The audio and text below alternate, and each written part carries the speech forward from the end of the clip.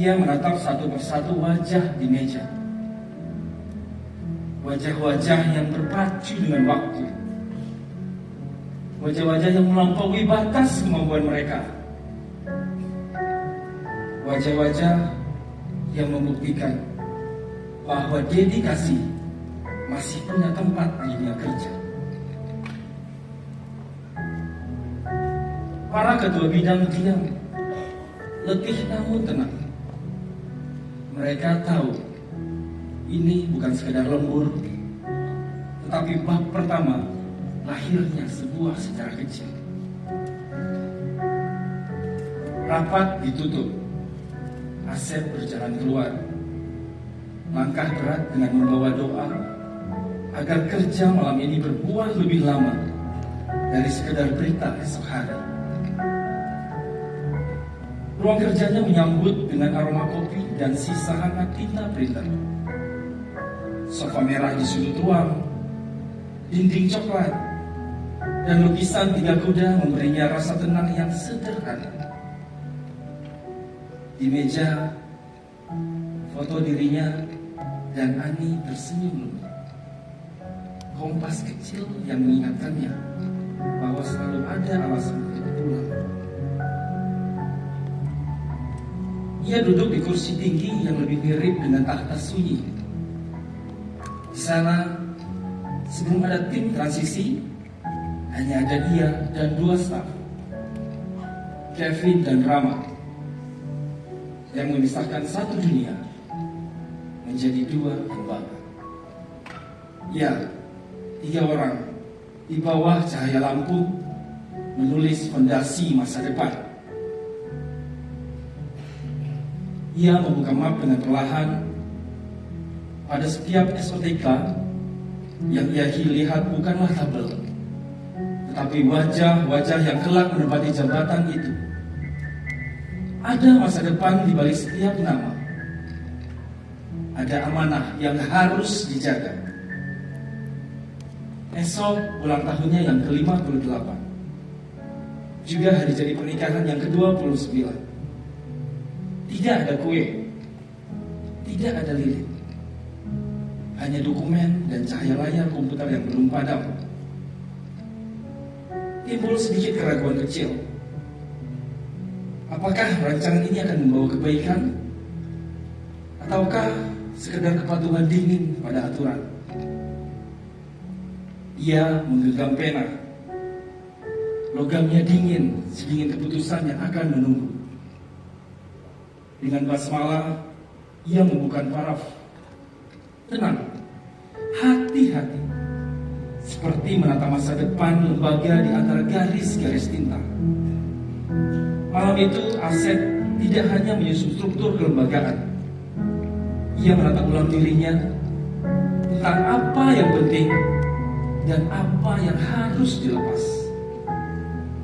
Ia pulang menjelang tengah malam. Lelah tapi tenang. Lampu-lampu jalan tampak seperti bintang kecil yang jatuh ke bumi sembari menuntunnya pulang. Ia tahu jawaban atas gagasannya tak datang dari layar komputer, melainkan dari langit subuh yang sebentar lagi akan menyapa. Ritme. Pada bab ini, kita akan membuka lembar perjalanan dari tempat yang paling jujur, pagi hari. Di saat dunia masih enggan bangun, Asep sudah berdiri, seolah waktu sendiri tunduk pada kedisiplinannya. Bab ini mengajak kita menyaksikan bagaimana keteguhan lahir dari kesunyian dan bagaimana seorang manusia memulai harinya dengan doa, bukan sekedar jadwal. Asep Kurnia keluar dari masjid setelah subuh, mengenakan baju koko rapi, sarung tangan dan peci putih. Ia bersenang-senang di teras, menghirup pagi yang masih biru tua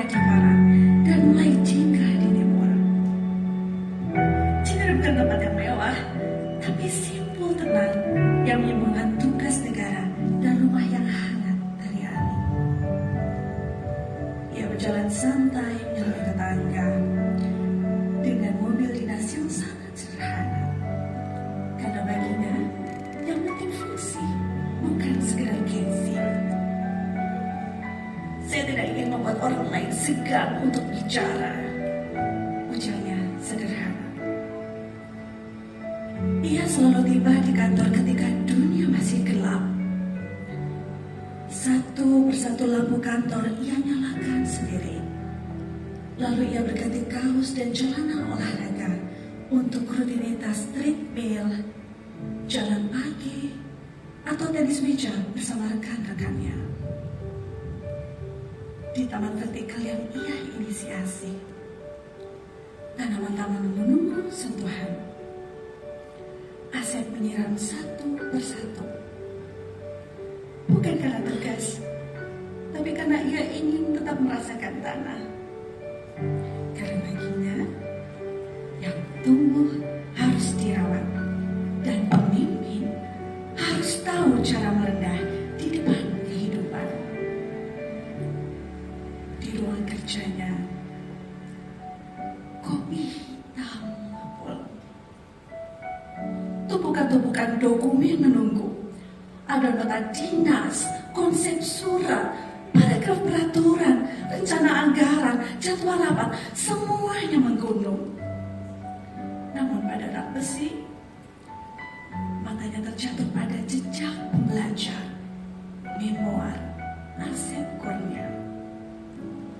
Ia menimangnya, mengingat perjalanan panjang dari Departemen Kehakiman, dari menjadi guru, media suara, hingga kepala BPSDM, Hukum dan HAM. Di sanalah ia menjadi guru yang paling utuh, namun hidup membawanya meninggalkan ruang pelatihan menuju ruang kebijakan, yaitu menjadi staf ahli menteri, yang mana beliau menjaga nilai, memberi arah, pemikir yang memengaruhi tugas tanpa harus menjadi pusat sorotan. Ia sempat mengira itu jabatan terakhir sebelum pensiun. Tapi seperti pendaki yang tiba di puncak dan melihat tantangan lebih luas, ia justru dipanggil memasuki bab baru, yang mana beliau membentuk proses bisnis, menata organisasi, mengawal lahirnya sebuah kementerian baru, Kementerian Imigrasi dan Pemasyarakatan.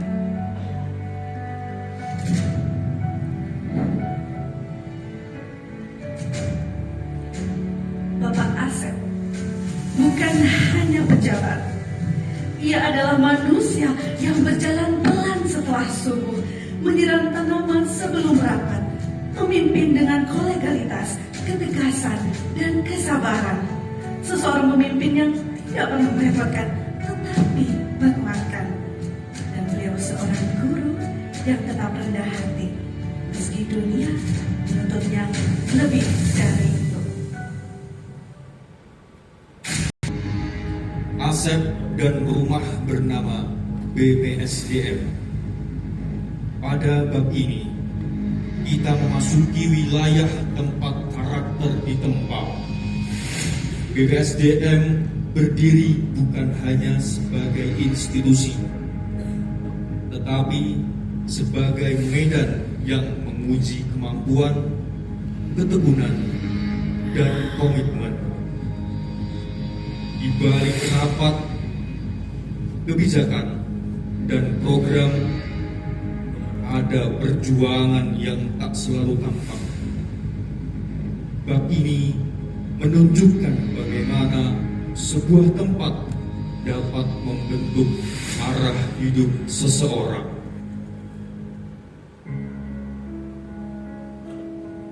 Beberapa tahun sebelum langkahnya mengisi koridor kementerian, jejak Asep Kurnia telah lebih dulu tertanam di Tanah Baru. Kamis 21 Juli 2022 di SDM 3 Wanaraja, ia kembali bukan sebagai pejabat, tetapi sebagai anak kampung yang pulang ke akar. Ia membawa alat tulis, laptop, dan camilan Tetapi yang paling berat adalah kadeda, rasa sayang yang tumbuh dari masa kecilnya. Di hadapan para guru, ia tidak berpidato tentang birokrasi. Ia bicara tentang rumah pertama yang membentuknya. Filosofi kadeda itu ia bawa ke BPSDM Hukum dan Hak Asasi Manusia. Di sana, ia bukan sekedar kepala, tetapi penjaga suasana. Ia mengubah ruang pelatihan yang kaku menjadi ruang tumbuh yang lentur, menanam pohon, membangun saung, hingga membuat kolam ikan pembelajar. Ia membangun organisasi dengan hati, melibatkan semua orang, dari staf muda hingga pejabat senior. Empati menjadi fondasi. Rutinitas paginya berkeliling kompleks sambil merawat lingkungan, dari kompos hingga biopori. Dalam hiruk pikuk pekerjaan, ia tetap menjadi ayah yang hadir, terutama saat momen ta'aruf putrinya Zahra. Sebuah jeda kecil yang mengingatkannya bahwa nilai-nilai juga hidup di rumah. Di ruang kerjanya yang tenang, Asep menyusun grand design pembelajaran. Ia merintis Corporate University sebagai sistem pembelajaran terintegrasi yang membuat Kementerian Hukum dan Hak Asasi Manusia menjadi organisme pembelajar.